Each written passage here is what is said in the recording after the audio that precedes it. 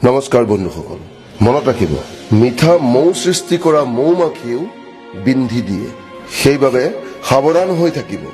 খুব মিঠা কথা কোৱা লোকেও আপোনাৰ অপকাৰ কৰিব পাৰে। সন্মান সদায় সন্মানীয় লোকেহে কৰে। যাৰ নিজৰেই সন্মান নাই, সি আৰু কি আনক সন্মান দিব। সফল, সক্ষম আৰু জ্ঞানী লোকে কেতিয়াও কাৰো হেঁচাত বা তলত নাথাকে আৰু কাকো কেতিয়াও হেঁচাত আৰু তলত নাৰাখেও। যদি পৃথিৱীত সুখ আৰু শান্তিত থাকিবলৈ হয়, তেনেহ'লে বেলেগক দুখ দিয়াতকৈ আমি নিজকে সলনি কৰি লোৱাটোৱেই ভাল। গোটেই পৃথিৱীখনত কাৰ্পেট পাৰি দিয়াতকৈ আমি নিজৰ ভৰিত জোতা পিন্ধাটোৱেই ভাল। যিকোনো মানুহে যিকোনো এটা কথাক কেনেকৈ বুজি পায় বা বুজি লয়, সেইটো তেওঁৰ মানসিকতাৰ ওপৰত নিৰ্ভৰ কৰে।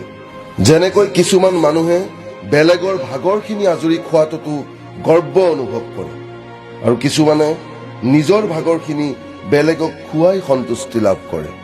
এই গোটেইবোৰ কথা সংস্কাৰ, জ্ঞান আৰু মানসিকতাৰ ওপৰত নিৰ্ভৰ কৰে। কিন্তু এটা কথা চিৰসত্য যে কাঢ়ি খোৱাজনৰ কেতিয়াও পেট নভৰে আৰু বিলাই খোৱাজন কেতিয়াও ভোকত নাথাকে। এবাৰ অৰ্জুনে প্ৰভু কৃষ্ণক সুধিলে যে বিহ কি? কৃষ্ণ প্ৰভুৱে বৰ সুন্দৰ উত্তৰ দিলে, প্ৰয়োজনতকৈ অধিক সকলোবোৰ বস্তুৱেই মানুহৰ বাবে বিহ। সি লাগে শক্তিয়েই হওক, ধনেই হওক, লোভেই হওক, অহংকাৰেই হওক, প্ৰেমেই হওক বা ঘৃণাই হওক, সকলোবোৰ বস্তুৱেই প্ৰয়োজনতকৈ অধিক হ'লেই বিহ হৈ যায়। কাউৰীয়ে কেতিয়াও কাৰো টকা পইচা চুৰ নকৰে, কিন্তু তথাপি কাউৰী কাৰোৰে প্ৰিয় নহয়।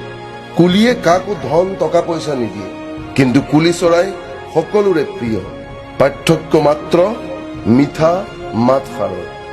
কাউৰীৰ কৰ্কশ মাতটো কোনেও ভাল নাপায় আৰু কুলিৰ মিঠা মাতটো সকলোৱে ভাল পায়, যি সকলোকে আপোন কৰি লয়। বন্ধুসকল, মনৰ ভাৱ যদি সুন্দৰ হয়, তেনেহ'লে সমগ্ৰ পৃথিৱীখনকেই সুন্দৰ দেখা যায়। জীৱনত কেতিয়াও নিজৰ গুণৰ বাবে অহংকাৰ নকৰিব, কাৰণ নিজৰ ওজনৰ বাবেই পানীত শিল ডুবি যায়। মানুহৰ গাত দৃঢ়তা থাকিব লাগে, জেদ ভাৱ নহয়। সাহস আৰু তৎপৰতা থাকিব লাগে, উৎৰাৱলতা নহয়। দয়া ভাৱ থাকিব লাগে, দুৰ্বলতা নহয়। জ্ঞান থাকিব লাগে, অহংকাৰ নহয়। মনত ৰাখিব, দুৰ্বল মানুহে প্ৰতিশোধ ল'ব বিচাৰে, শক্তিশালী ব্যক্তিয়ে ক্ষমা কৰি দিয়ে আৰু জ্ঞানী লোকে কথাটো আওকাণ কৰি দিয়ে। কেইদিনমান সমাজৰ পৰা আঁতৰি থাকি চাওক, সমাজখনে আপোনাক পাহৰি পেলাব। গোটেই জীৱন মানুহে এইটো ভুল ভাৱত থাকে যে তেওঁ সমাজৰ বাবে এজন বিশেষ ব্যক্তি। কিন্তু জীৱনৰ প্ৰকৃত সত্যটো এইটোৱেই যে কোনোবা থকা বা নথকাক লৈ আজিৰ সমাজত কোনো প্ৰভাৱেই নপৰে। মানুহে বা সমাজে নিজৰ প্ৰয়োজনৰ বাবেহে আপোনাক মনত ৰাখে আৰু সেইবাবেই মানুহ আৰু সমাজৰ কথাবোৰ অন্তৰত নলগোৱাকৈ নিজৰ জীৱনটো নিজৰ মতে জীয়াব লাগে। জীৱনলৈ সুখ নাহে খুজিলে, নিজৰ লক্ষ্যত উপনীত হ'ব নোৱাৰি ৰখি গ'লে।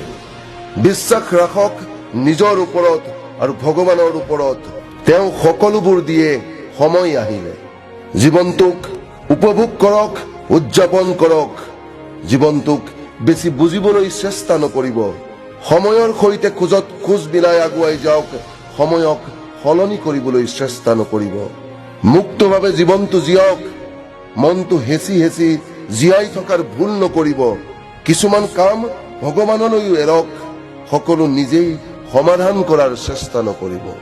জীৱনত যদি সুখী হৈ থাকিব বিচাৰে, সফল হ'ব বিচাৰে, তেনেহ'লে 4টা কথাক দলিয়াই পেলাব লাগে। 1. মানুহে কি ক'ব। 2. মোৰ দ্বাৰা নহ'ব। 3. মোৰ মন যোৱা নাই। আৰু 4. মোৰ ভাগ্যই বেয়া। এই 4টা কথাই মানুহক জীৱনত আগবাঢ়ি যাবলৈ নিদিয়ে। যদি আপোনাক কোনোবাই অসন্মান কৰি তলত পেলাব বিচাৰে, তাৰ চিধা অৰ্থ এইটোৱেই যে আজিও তেওঁ আপোনাতকৈ বহুত তলত আছে। বন্ধুসকল, ভিডিঅ'টোৰ শেষত কেৱল এইটোৱেই ক'ব বিচাৰো যে জ্ঞান বুদ্ধিতকৈ বেছি গভীৰ। বহুত মানুহেই হয়তো আপোনাক জানে, কিন্তু মাত্ৰ কিছুমানেহে আপোনাক বুজে বা বুজি পায়।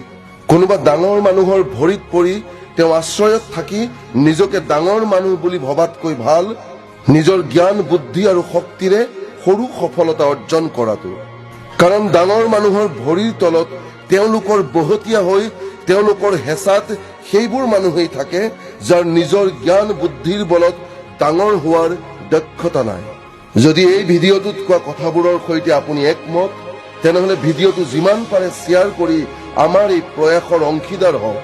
আৰু সদায় এই কথাটো মনত ৰাখিব, যিজনে বেলেগৰ কথা মনত বহুৱাই লয় তেওঁ সদায় কান্দি থাকে।